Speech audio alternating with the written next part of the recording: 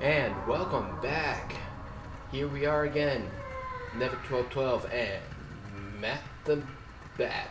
Yeah, Matt. I'd say Matt the human, but I'm not sure if I am. Pretty sure you are a mammal with wings. Yeah. And here we have our first real Shadow Beast fight. Yes, the first fight against the Shadow Beasts, and probably the longest one because Midna runs away. Yeah. Well, I say okay, first real one because I know like technically you fight one at the first spring, but this is like the first like that was just sort of like I don't. This is the first like from this point onward. This is how they're set up. Like usually you have like 3 or 4 of them at once. Yeah, never more. Well, never less than 3. It's I kind don't of. think there's any that are just 2. I think it's an interesting mechanic that.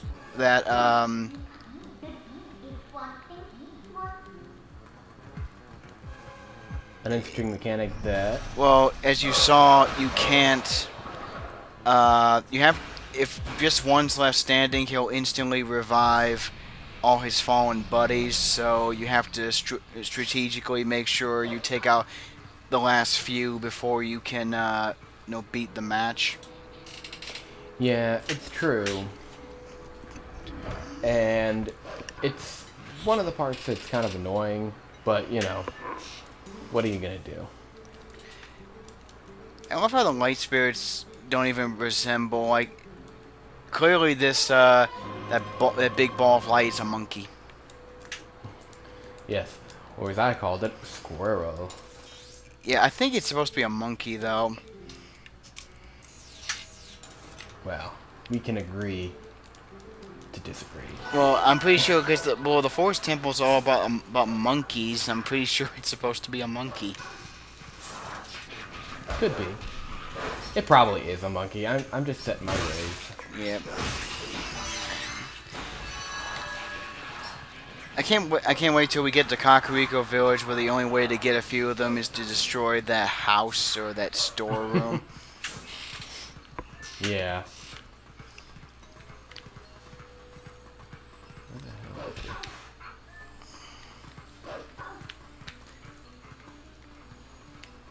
Yeah, Oh, crap. they really cut down on the tiers in this. Yeah, there used to be one on the side of the house, and I don't think there is one on the side of the house anymore. I think, it went from like 20 to 1, 2, 3, 4, 5, 6, 7, 8, 9, 10, 11, 12. Maybe it was only 15. Yeah. But still, there's a lot less. And another thing that's really nice is that I just killed them both, and they go right to me, almost automatically. In the Wii and the GameCube version, the spirit, like the light spirit, what do they call them? The tears, sorry. The light tears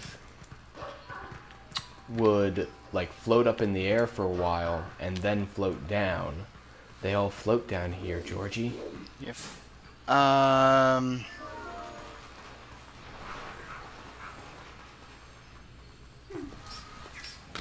But now you attack and it like goes right to you.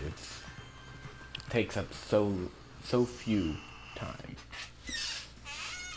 Yeah, so this is our first real Twilight area, not count. Well, the Hyrule Castle bits is, but this is our first Twilight area proper. I don't know, what do you think of these places? Well, it's nice that there's a difference, like you have the regular light world, and then when it's covered in Twilight, it's like the dark world equivalent, like how in A Link to the Past you had the light and dark world. Of course, it's done a little bit better in that. Yeah, like it seems like with the light world and dark world, it was the entire map, so like everything had an equivalent, but in this game it's only a few specific areas have a dark and light world equivalent, as we put it. Yeah. really, I consider it like the first half has a Dark World equivalent. You know, the first 3 areas, and then the second half, which comprises the desert and the mountain area. There's no Dark World at that point. Yeah, it seems like after the first half of the game, like you basically never have, not counting the Twilight Realm at the end. I mean, like the actual Twilight Realm, and even then, like since Link has the Master Sword, by that point he doesn't turn into the wolf.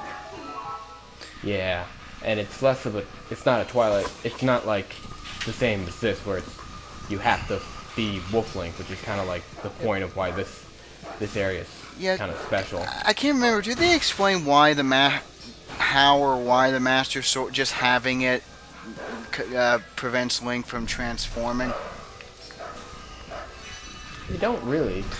Yeah, well, or rather, like, I don't wonder why Zelda thought like getting the Master Sword would change Link back.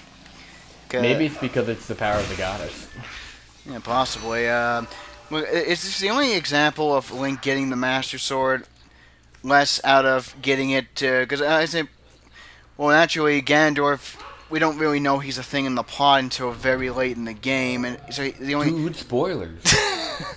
Well, the whole point I'm trying to make is he gets it less out of knowing he needs it for, to beat the big bad, but more like it's the only thing that could return him to his human form. Yeah, but yeah, you're absolutely right. Yeah, it's kind of again like it's just kind of an interesting thing with the Master Sword. That it's gotten. I mean, it's always gotten out of a sense of necessity, but this, you know what I mean, it's gotten, basically having the Blade of Evil's Bane afterwards is kind of a nice bonus, because the initial goal is, hey, I need to find this sword so I can turn back into a human. Exactly. Someone help me. I used I'm a monkey with a tattoo. Yeah, I used to think that whatever it is on his head was like a sting or just some kind of bruise, because it's... Oh, you didn't realize it was a flower? Well, I don't know what it was. I just... again, it looked like the bee sting What's-His-Face gets. Well, I always figured it being a flower because, oh, it's a girl. That's why it has a flower in its hair. By the way, I just want to say right now, I've always thought the Faron Woods spring just looks beautiful. Oh, all the springs are beautiful. I know. I don't know what it is. This one particularly, it's always stood out to me every time I play, because I was like, I want to go there. I want to go to there. Yep. Oh god, it's so bright. Yeah, but you can actually see it, because again, in the original version, there was all that bloom on this. Yeah, see, that's one. If there's a thing about the original versions that definitely was, they put so much bloom on the screen that you couldn't. The colors kind of faded out. Yeah, I think it's interesting. I see the rainbow around it, which I don't really think you could see in the original. Yeah. And it's a full circular rainbow, which actually does happen in real life. Yeah. Look at you, Link. You're all grown up now. Different game. But yeah, I think this is one of the more cool instances of Link getting his iconic outfit. I don't know what it is. I just really like this moment. Was really cool when I first played. Yeah, and I like this zoom in effect.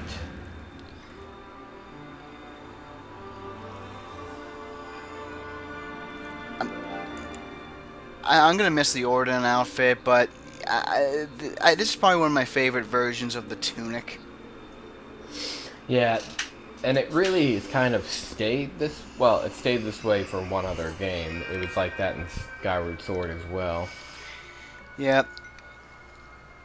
While you can get this tunic in Twilight in Breath of the Wild as part of the amiibos, interestingly enough, the tunic for that game basically looks identical to the original Zelda tunic, right down to, it's like only like a few versions of the tunic. The hat has like sort of a stripe by the head, while I don't know. It seems like from this era onward, it kind of fluctuated about whether or not the hat had the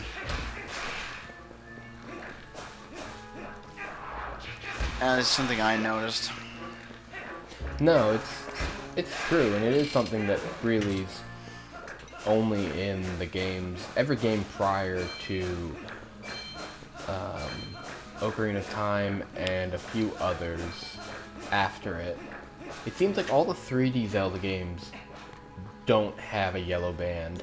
With the exception, well, Breath of the Wild was the big exception recently. With the exception of Breath of the Wild, of course. Yeah, and pretty much the official tunic of that game, not counting amiibos, is the one you get for beating all the shrines, and I'm pretty sure it was intentional that it looked identical to the one from the original Legend of Zelda, considering that game was all about, hey, we're trying to recreate the original Legend of Zelda with a more modern aesthetic. Yep. Now, by the way, people, you can go back to Ordon Village by this point, and you get some dialogue. That basically goes, "Oh, Link, there you are. All this shit happened." But like I said in the last part, it's completely optional. But again, there's little touches of detail because realistically, Link probably would want to go back and check on everyone before going. To make sure everyone's okay. I don't know. I think he would want to go as fast as possible to kind of like go forward and try to save the kids. There's no reason going back and telling, hey, I don't have the kids. Well, it's like I said, I'm pretty sure, I would say if you go back, you'll see Russell. I think it'd be in character for before he goes to the temple. He might want to, go check and see if everyone's okay. Yeah, it's possible. But Well, Russell goes and leaves too. Well, yeah, no, but I'm just saying, like, I just like they thought enough to think, hey, there's nothing you can literally go back to the village if you want to at this point, and we'll make sure to program like a bunch of unique conversations. Yeah. So again, it's just those little touches of detail I really like. No, it is nice because it's like in any other Zelda game, like in Ocarina of Time, you go back to Kakariko Village. Not Kakariko Village. If you go back to Kokiri Forest at any time, they kind of say, "Oh, so you never left, huh?" Yeah. So NPCs definitely have more unique dialogue than in previous entries. Of course, and that's one of the nice things about this game. Yeah, because this game definitely has a lot of character, especially like. Again, like, this game might have some of the best side characters in the series, I think. Oh, I'd be hard pressed to say otherwise. Yeah, I mean, like, there's no Groose in this game, but Well, not every game can have Groose. Well, I joke about him, but he really is I actually think he's quite a fine character because he actually has this really interesting arc. I like Groose. I think he's one of the best parts about Skyward Sword. Yeah. Even though when I first started playing the game, I thought he was annoying as all get out. Yeah, it's kind of interesting. He starts out as like a stereotypical bully, but just I don't know. He really becomes quite endearing later on. I think. Definitely. I don't know. I kind of like this bit where the monkey's helping. I mean, I think I experimented once, and it is possible, like afterward, to. I mean, you can get through the mist on your own by just waving the lantern by yourself, but. Oh, you can? Yeah, I think I did it once. It's not as easy. Never tried it. It's not as easy, but if you shake the lantern yourself, I think it's I want to say it is possible. Let's find out. mind you, I said I did this after I did the temple, so It works. yeah, I remember you can get through that whole thing. Huh. I guess that's how you'd get the heart container piece back there. Yeah, it was like I said, I think one time I forgot it, and when I said I told you it was possible. Oh, I wasn't doubting you. It's just something I've never done, so I had to see for myself. Yep. And I felt, some people have probably not done it either. Yep. Like, I don't remember. Were you aware of the cannon glitch? I'm not sure. Oh. You've never heard of the cannon glitch? No, but Okay, we'll talk about it after. Yeah, after this, because I love these bits. Oh, I know. Yeah, and by the way, I'm pretty sure. Yeah, you know when you were training with the kids earlier, that's actually like the same theme plays here, only it sounds a bit more epic. But with the kids, it's a bit more upbeat and child sounding. But the music that plays when you train with the hero shade, again, it's just like it's the same. It's literally the same theme, but it's like composed a little differently. You know what? I never noticed. Yeah, again, this is literally the same theme. And this does sound more like an Imperial March kind of thing, where when you're training with the kids, it sounds like, lively. Yeah. So, what do you think about... I know Hyrule Historia officially confirmed that this is the Hero of Time, so what do you think about that? Well, I think it's interesting that the hero became something like this, like an actual warrior that, wore armor and, probably fought in many wars and lost his eye and... Yeah, so, again, it was a theory for a long time, but Hyrule Historia officially said, yes, this is indeed the Hero of Time who's passing on his skills to his reincarnation. Again, I think it's a great addition to kind of like connect the games together. Yep.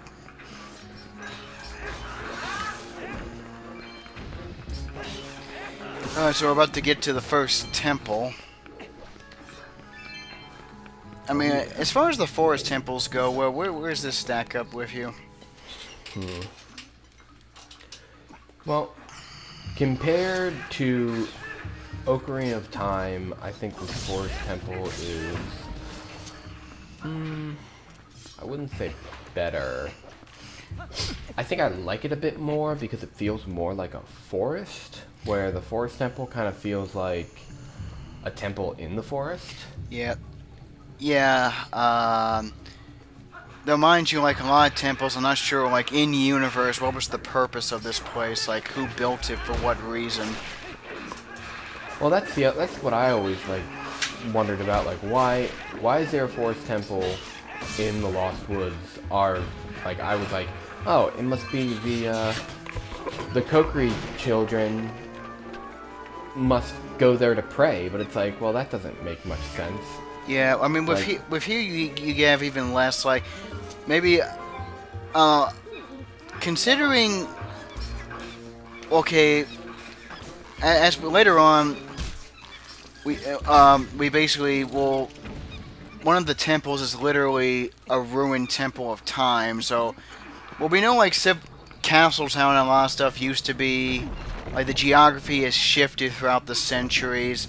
So I was kind of wondering, back when this was a more populated area, maybe this was used for something. I don't know, but if the Temple of Time's the same Temple of Time from Ocarina of Time, that means this would be right around Castletown. Yeah, as I said, I'm pretty sure several times in the series, Castletown has changed, as the geography has changed, it's changed position. Yeah, I mean, it's something interesting that, like, in the Narnia books, they talk about, like the capital of Narnia changing from this area called Cair Paravel to an area that's more inland, and that's over the course of hundreds of years, so something like that could happen in this fantasy world as well. Yeah, one thing that's kind of interesting is comparing, like, Hyrule like maps of Hyrule from game to game, and every now and then you'll see like the subtle changes. Like certain game maps match up better with other ones. Definitely. And other game maps, you know, it's like, well, this doesn't make any sense at all. Yeah, well, ultimately, when what it comes down to, well, I love this guy, by the way. Big red ass. Yeah, he's probably one of my favorite mini bosses in the game. Because you love his big red ass. Yeah, I love how he helps you in the. I love the monkeys in this temple. For some reason, I just think they're. I don't know what it is, but I just love these little guys. How they help you. I do like them too. They got a lot of personality. Yeah, I think that's the key thing with this game. People have criticisms with this game, and you know, whatever. But that's one thing I just think is undeniable. The game has personality. It has lots of charm. Yeah, and there's criticisms about every game. You know, well, I just kind of know when this game came out, people loved it. It wasn't like in recent years. This has kind of been this anti-sentiment against it, and I'm not sure why. And hey, look, the weirdest character in any Zelda game, weirder than Tingle. Yes. How do you pronounce her name? I pronounce it Uku.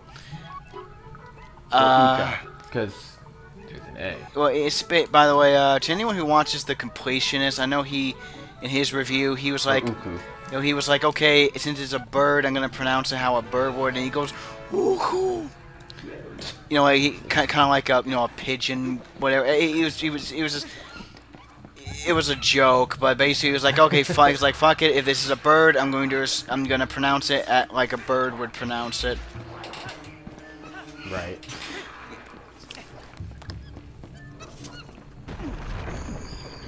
Well, hey, if that's the way he wants to pronounce it. Yeah, I can't even do that. You notice my voice cracks because I can't do like I can't do high pitched sounds without my voice. You know, like I just have a naturally low voice, so it's kind of hard for me to do that. No, I understand. You got enough low baritone voice. I don't know. Would you describe my voice as baritone? Probably not. I don't know what those words mean. I know, but you know, but my voice. I'd say low. I wouldn't say it's high pitched. Yeah, I mean, like that's why I have trouble doing high pitched sounds because my voice is naturally a more low register. I love this. The spider goes towards you and jumps into the water and dies. Yep. By the way, first time I saw those, I have arachnophobia, so those things always freak. What do you think? Like they look creepier because it's more detailed than Ocarina of Time because you know better graphics. My sister hates them. Hates anything with spiders in it. She gets freaked out, but you know, what are you gonna do?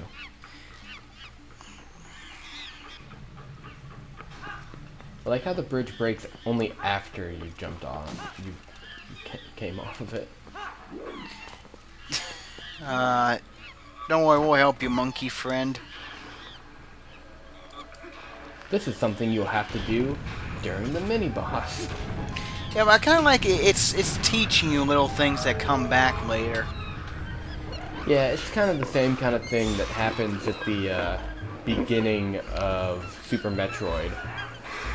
There's a whole video about it where it's like just the orientation of the first level in Super Metroid teaches you that you can, you know, walk through doors the way you do. You have to jump up over different environments. You know, another game that does this really well was the intro to Mega Man X. Yeah. I mean, that was another one that like it's subtly teaching you everything you basically need to know about the game. Mhm. No, I remember seeing a video about that too. I think it might have been in the same video. It talked about Super Metroid. Ah, falling. I think monkeys in real life can't swim. They're doing the monkey paddle. I love how I just love how through most of this dungeon you just have a bunch of monkeys following you.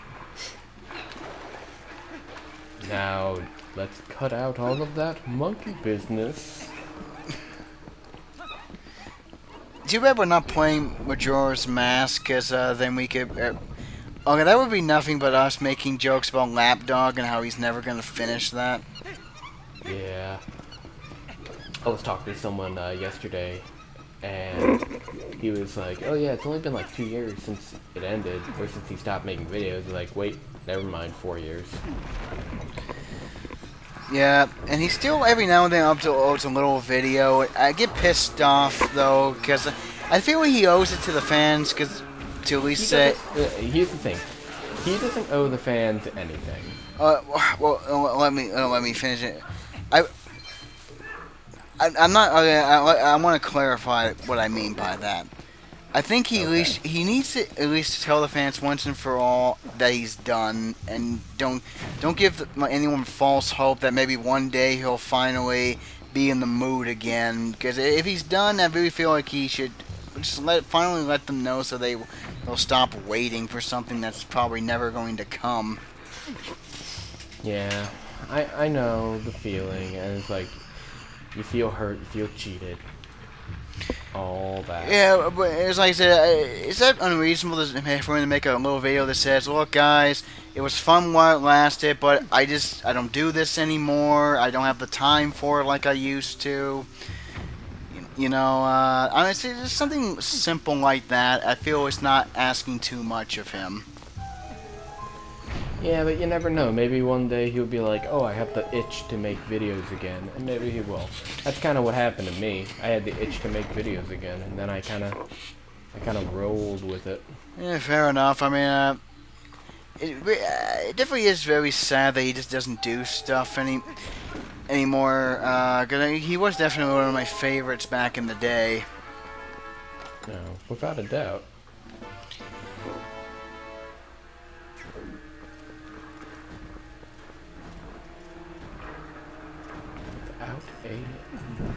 I'm pretty sure this is where you get another piece of heart, isn't it? Like you get like the platforms to. Yeah, later on you have to get the platforms to go back under with your Gale Boomerang. Yeah, I remembered. Like I said, I probably know from memory how to get the first several pieces of heart. Mm-hmm. I mean, later on I'll probably start forgetting, but I definitely, because the first few are actually pretty easy to get. Yeah, it kind of just, you know, there are a lot of easy ones that you can get early on. There's a lot of ones that you need to wait until you have certain items to get, but...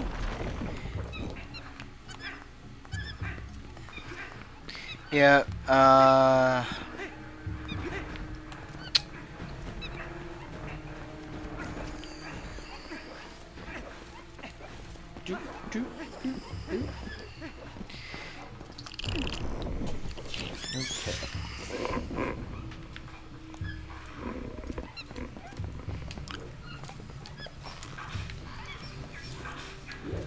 Yeah, get used to this, folks, because we don't get a real bow until the next dungeon.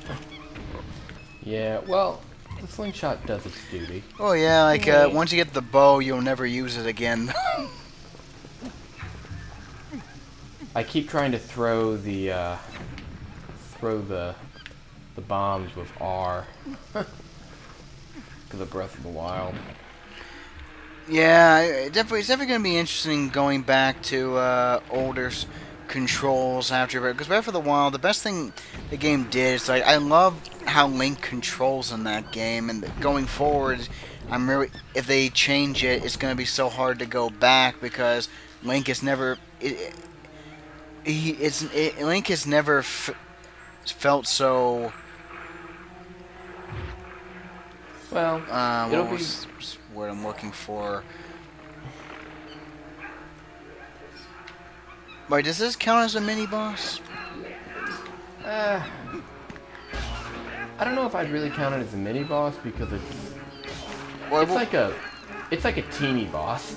Well, the only reason I say that is it's a unique enemy. Like, you don't. This isn't just another. He seems to be taking a lot more hits than usual.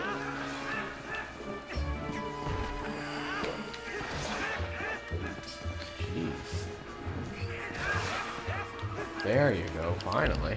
Yeah, so just to clarify, I'm pretty sure Link's with Zelda, it's a bloodline thing. That's what connects the various Zeldas. But with Link, it's reincarnation, right? It's just having the spirit of a hero. Or it's the spirit of the hero. Well, I know. Whether or not that strictly means reincarnation. Well, I just didn't know if it was kind of like an Avatar thing, where it's like. But actually, remember that old Zelda fan flash thing? It was called Unknown Origins, and it kind of treated it like that. So Yeah. I remember there was one where basically the Link in that it was a point where he kind of as the Deku Tree in that say it's like he's broken the barrier between himself, from him and his form. Basically, he was able to channel not only the power of previous Links, but also he was actually even like items. Like I remember, I don't know. So it was he entered the Link state. Basically. So ever since then, I kind of wonder if it's kind of like Avatar, where theoretically all the Links are the spirit of the hero, much like the spirit of the Avatar. But you know what I mean? I know what you mean, but I feel like they shouldn't really share any kind of like memories or anything like that or experiences. I mean, I don't know, but maybe, who knows? Yeah, well, but we do know that they're all connected in some, but they all share the spirit of the hero. Yeah. But they also, the reason also I think it's I think of it as a reincarnation because they also, anyone who bears the spirit of the hero looks, well, Like Link. and they're always Link. Yeah, and that's the one thing it's the weirdest one is in Spirit Tracks, because Spirit Tracks takes place like 100 years after the events of Phantom Hourglass, and he looks exactly the same.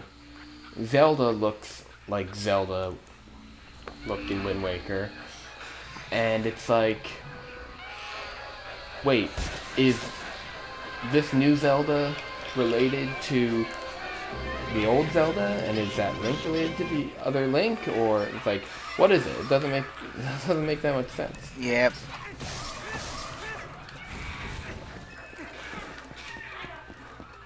And now we spank his little red booty. I always wanted to be able to do a finishing move on him, but then it would mean thrusting your sword deep into his, well, you know. Yeah. So with this, it's pretty simple. Just whenever he's on the pole, just roll into it, and then you get a few hits. Yeah, it's a pretty simple pattern that, you can find out pretty easily. Goofy slapstick humor at its best. Yeah. And insects.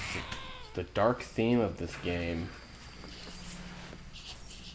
Well, at least in the beginning, it seems like insects are evil. Did I do that?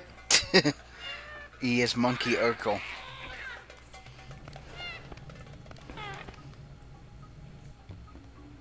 And a treasure without a chest. It's every one of the cooler boomerangs in the series. Yeah. It's definitely, I like the old Gale boomerang with its wings. I love how it talks to you one time and then never again. Yeah, it's one of those things that I don't remember. I'm like, oh yeah, that's right, it did talk to me in the beginning, didn't it? Yeah. So that's another thing that separates it from the other boomerangs. It's like magical and apparently has like a spirit or something in it. Yeah.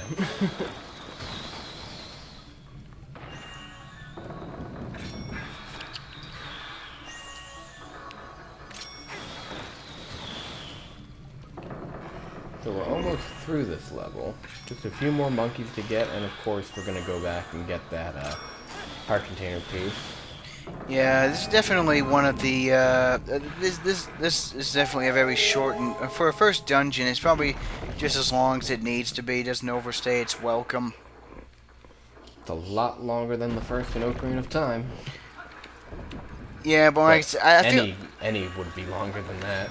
Yeah. I kind of feel like this is just the right amount, though. Oh yeah, I don't think it's too long or too short. Definitely agree with you on that one. That monkey doesn't even help you out. He's just, no, bye.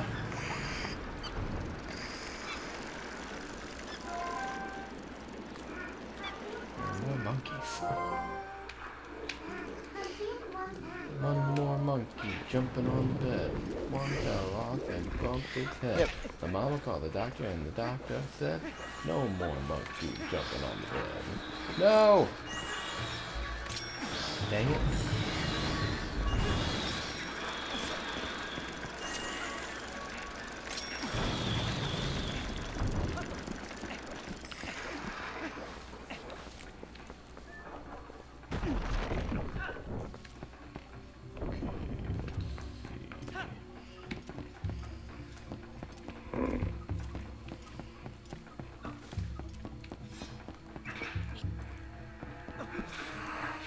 Rolling into things. That's one thing this game has over Breath of the Wild. There's no rolling in Breath of the Wild. Yeah, that's like a series staple that they sort of got rid of. Yeah, but, I mean, somersaults, come on. Link can do better than that. Jumping is much better than doing somersaults. Unless, you know, there's a petition going on. It's like, we demand Link does somersaults again. I always love how you can use the Gale Boomerang to get rid of get those bastards in the floor. Yeah. It's strange because that's the only weapon that you can use to get them out of the floor, and really the only like enemy that the Gale Boomerang has like a specific use for. Because it seems like there's only a few other times during this game where you use the Gale Boomerang.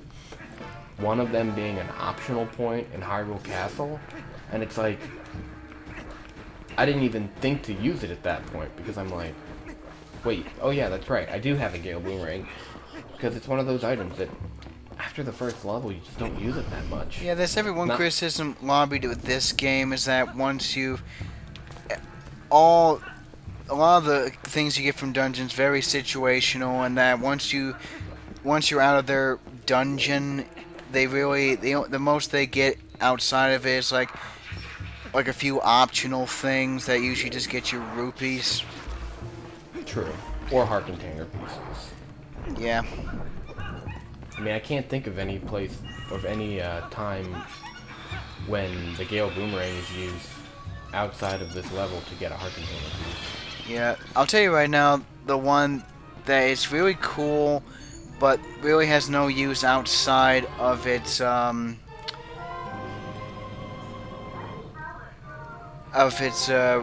dungeon, the spinner. I mean, it has a couple spots, but you're right, very few. It just feels like out of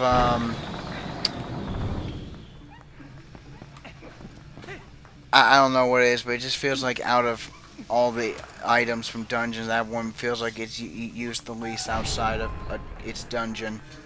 Yeah, and the most besides the bow and arrow, which, you know, is one of the like, mainstays of the series. Yeah, I will would be the hook shot, or in this game, the claw shots. Yep.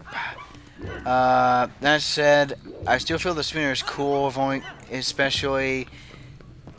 I mean, I love that boss fight and the Arbiter's ground. I mean, it's cool because you have the spinner, and you just kind of you're on the track and you're I don't know, it's a really exhilarating fight because you're climbing the wall and stuff. Mm-hmm.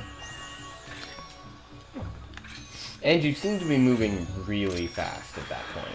It's like, when you're using the spinner just anywhere else, you move at a snail's pace. But during the times when you're on track, there are a few spots on the world map where where there are tracks you can be on. But during most of it, if you try to use it when there's no tracks to be found, you move so slow. And it's like, this is kind of cool and all, but it's like, did Link really need to be riding on a giant top?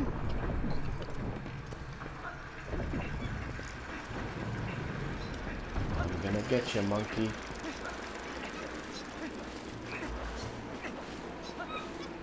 Two more monkeys. I'll probably say more about it when we get there, but the boss of this dungeon's pretty cool.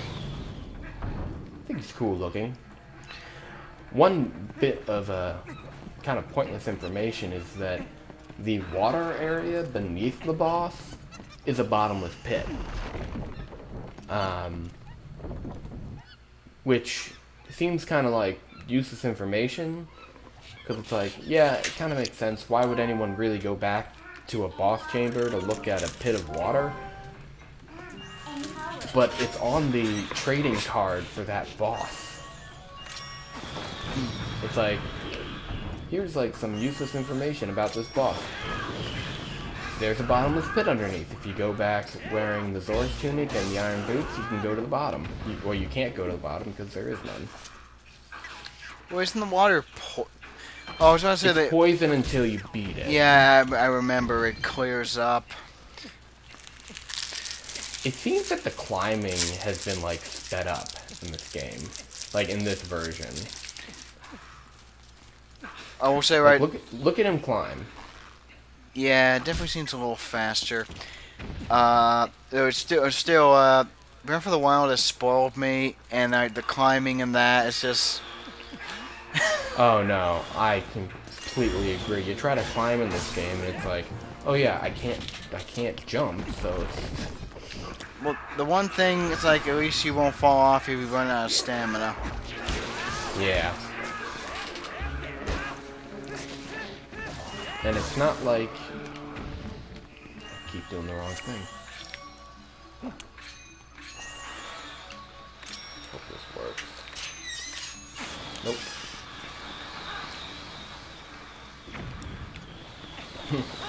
That is a vertically floating tree trunk.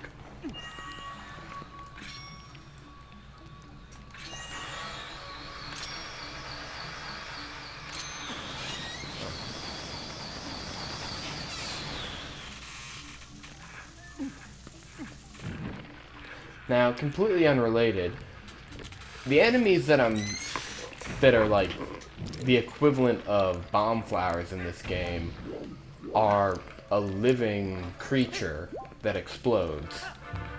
And when you get them as an item, they kind of take the place of this game's bomb chews. What do you think about that? It's definitely interesting that they're, rather than being like mechanized, bombs, they are literally, it's a living creature, so an explosively living creature.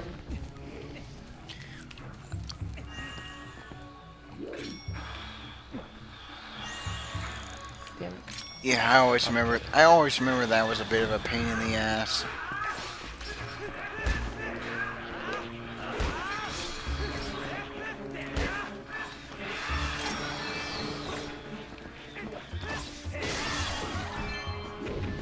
I think it's worse because I'm usually on the other side when I'm grabbing it.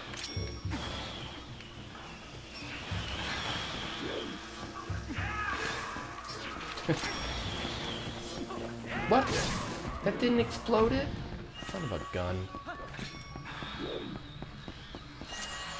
Okay, this time we're gonna do it.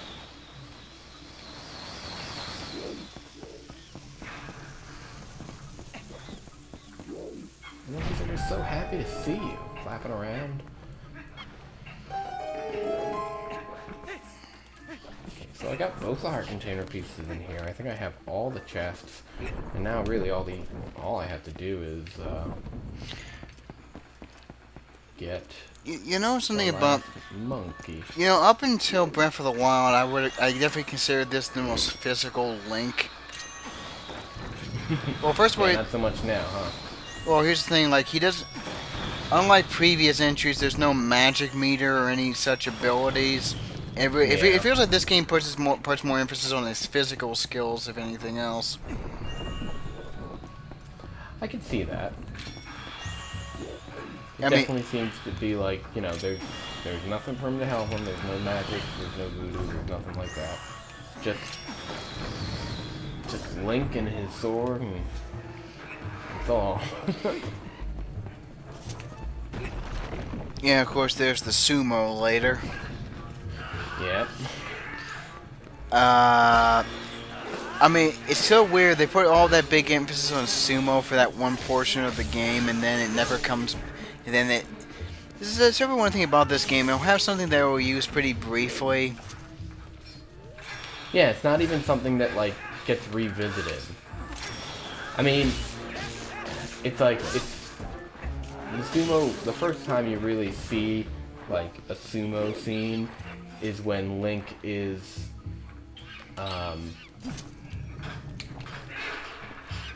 when Link has to stop the goats for the first time.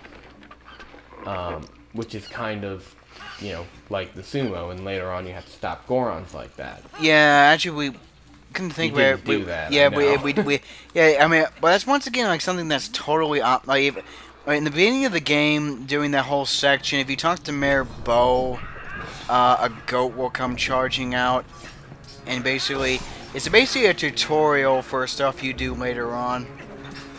Yeah, and it's interesting that it's like, yeah, let's show this thing that you're not going to do for ages.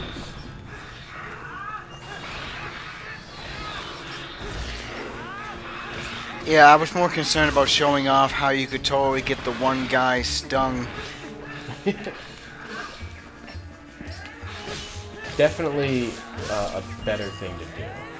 Yeah, well, it's very simple to do. If all you have to do is talk to him, then come back and talk to him again, he'll go, oh, maybe I can try throwing rocks at it, and then it'll hit the beehive and it'll get chased in the water. And then he gets drowned. If you, I know, like, you get different dialogue depending, like, if you talk to, like, you didn't showcase it, but on the day you're set to leave, you can talk to him there, and depending on whether he has slightly different dialogue depending if he has the bee stings or not. Again, one of those things I've never explored, and it's something that I kind of wish I did, because after all this time I would know that. I think you think you know a game. I should have mentioned it last time we were in the last part, but I mean, so you could see it. But I think I just take for granted that yeah, there are probably some things that I actually know about the game that you don't. Yep. Well, you know, it's like I think you're like the Zelda guy, but it's like apparently I know a few things about the game you didn't. Hey, you learn something new every day. That's what I always say. Yeah, it was probably out of all the Zeldas, this is probably the one I played. I played a lot of it back. It was definitely the game that was probably in my Wii the most. Yeah, I was talking to Gino about, you know, different Zelda games. He was like, you probably played... Do you think you've played Twilight Princess more than I've played Wind Waker? Or, no, more than he's played Ocarina of Time. And I said, I don't know, but I definitely played Wind Waker more than I've played Twilight Princess. And here we're now approaching the boss. Let me see, let me get a bottle. Because, you know, this boss might be super hard, and I might need to catch a fairy.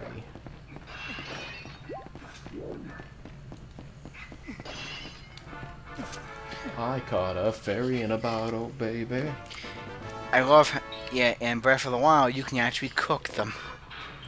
Oh, yeah. Because they're delicious. But they don't actually get cooked. They just kind of like, they help you cook because they cook the ingredients with you.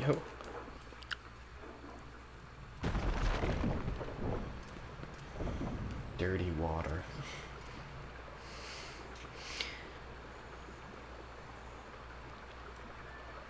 could skip this, but I'm not going to.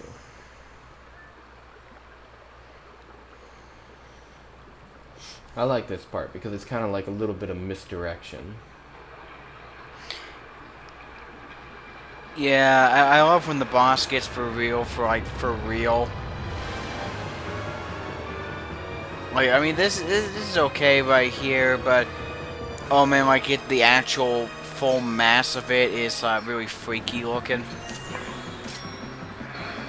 Yeah, I mean these look like Audrey 2 from Little Shop of Horrors, but that thing, what's coming up, doesn't look like that at all.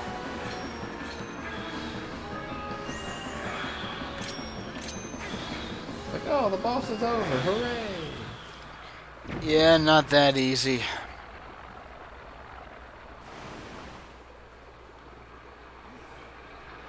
All of our bombs go away. Missimo. Gotta love the tri-mouth. Yeah.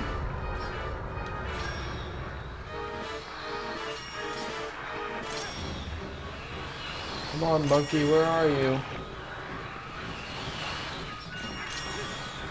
Can't do much without you.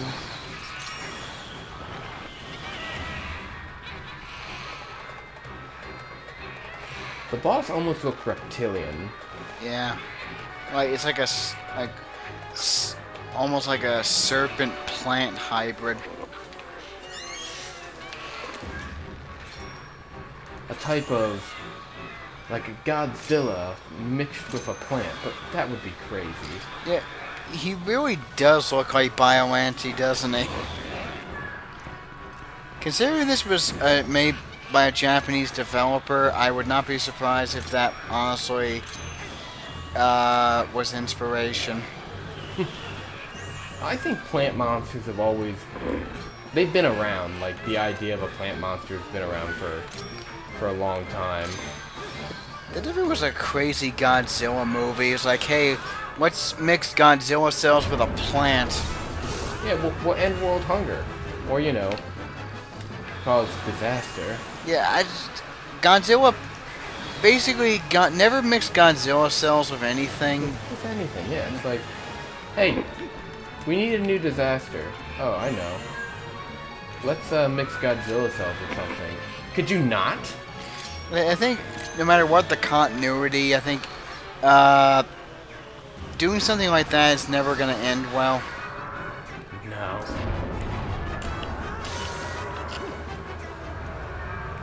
I love to use the finishing move on it.